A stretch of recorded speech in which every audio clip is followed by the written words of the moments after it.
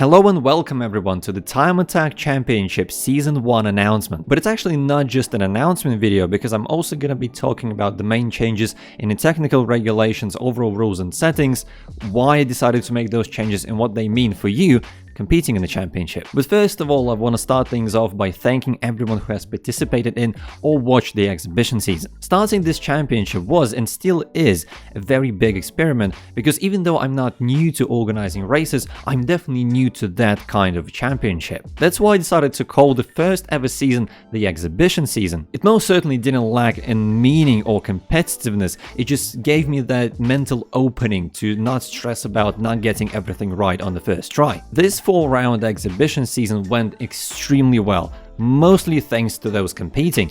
We only had 2 repeating cars in Alpine A110 and Toyota GR86, but even they were built in completely different ways. We also saw some very interesting car choices like Ford Mustang Boss 429 from 1969 or Ferrari 512BB from 1976. And it was actually second the Ferrari 512 who became the very first Time Attack champion. We had some amazing battles and unexpected results last season, but what was equally as important is how much I've learned about this championship and how I've been able to use this knowledge to hopefully improve the upcoming seasons. So the first and probably the most important part of the Time Attack Championship Season 1 is the cars.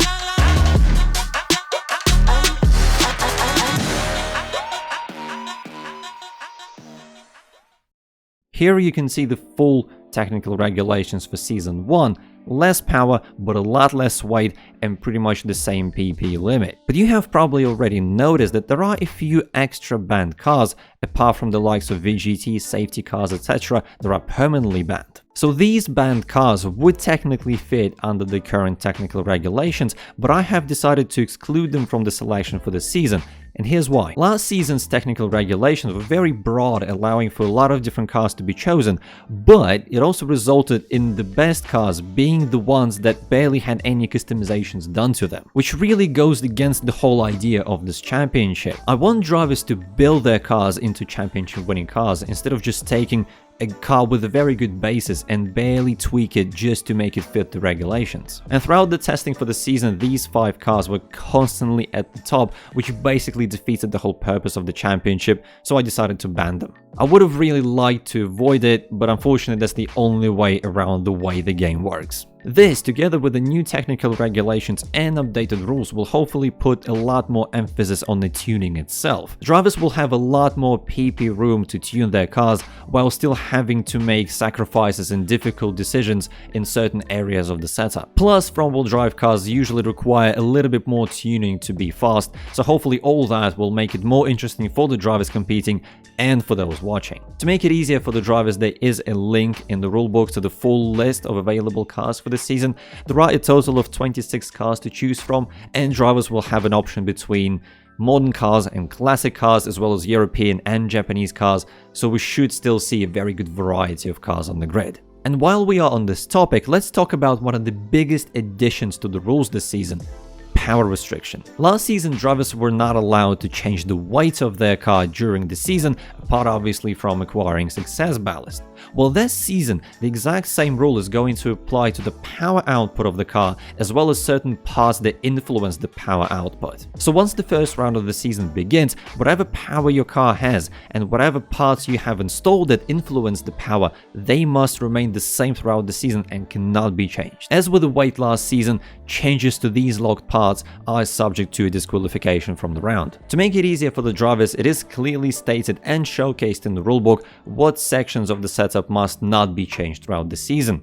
That includes ECU, supercharger, exhaust and intake, engine tuning, And lastly, performance adjustments, but that is obviously only changed in a situation where a driver has picked up a success penalty. Speaking of which, the success power restriction has been introduced for this season. Only the top 3 finishers are going to receive the success power restriction, with the winner getting a 10% decrease in their engine power, second place 7%, and third place 4%. The success power restriction is applied alongside the already used success ballast, and the maximum success penalty of finishing first, which is 100 kilograms of ballast and 10% power restriction, will cost the driver up to around a second a lap depending on the circuit, but can be somewhat upset through a lot more PP room now available for suspension, downforce, and transmission improvements. I have decided to make these changes for 2 reasons.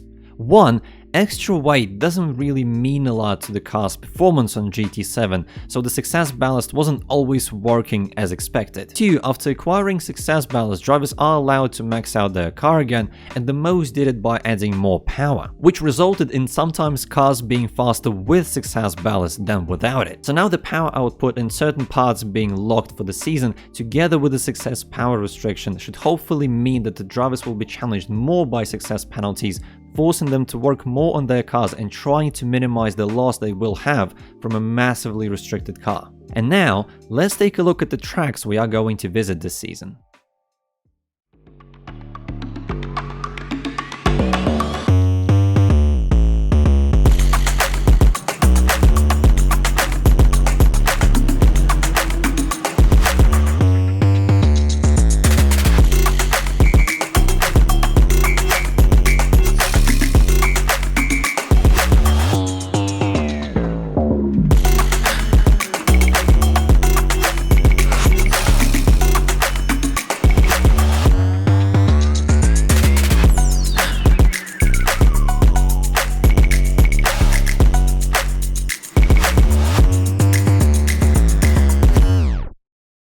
This season's calendar has been extended to 6 rounds compared to 4 rounds in the exhibition season.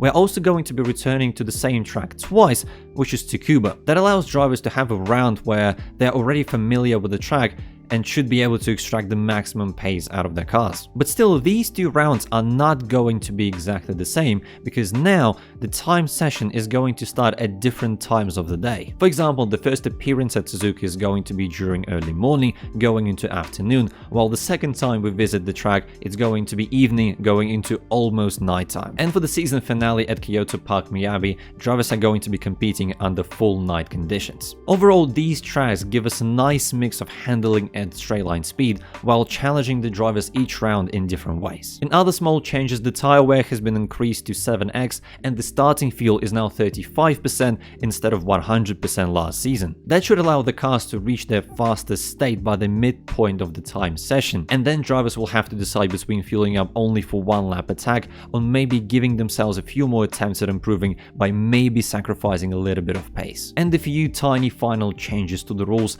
The deadline has been introduced for the TRCC submissions, which is Monday 10 PM Central European Time. This deadline can be extended if the driver has notified that they need more time to submit the TRCC, but in general I would like the drivers to do it as early as possible so we could confirm the results as soon as possible. And lastly, the severe penalty has been adjusted to include the power decrease, but we haven't had any incident reports in the exhibition season, so I'm hoping to continue that in Season 1. And there we have it, the main technical regulations and rule changes for the Time Attack Championship Season 1. If I have sparked your interest in it and you want to take part, all you need to do is follow the first link in the video description to my Discord server, where you can sign up for the Time Attack Championship. Thank you very much for watching, have a beautiful day, and I hope to see you on the track.